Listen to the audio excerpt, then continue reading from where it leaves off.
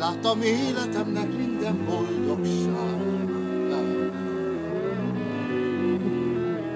Szátszál az imádságom és minden sómatásom. Mert én boldog vagyok, ha rád nézek, mikor látom azt a ragyogó kék szemedet. És én sírva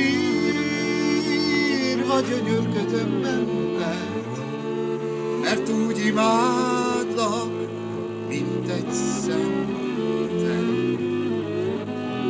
Mikor látom azt a ragyogó kék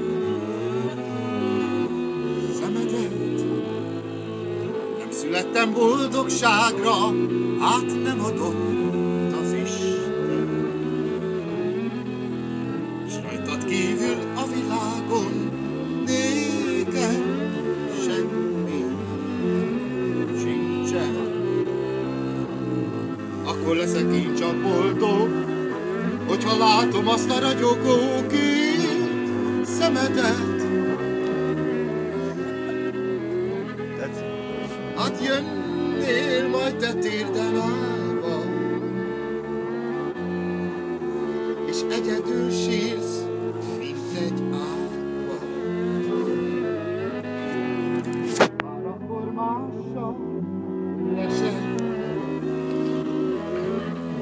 boldog, mikor két szemednek örök rabja lettem.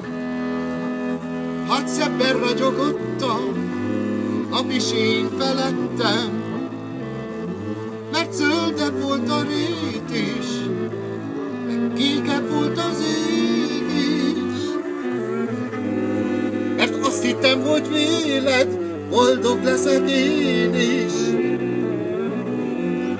Mert azt hittem, hogy véled, hát boldog leszek én is. A te két szemedről el sem lehet hinni, hát hogy ez a két szempár tönkre tudjon tenni. Mert a te mosolygásod az csupa szív és jóság, pedig nincs is szíved, csak ennyi a valóság.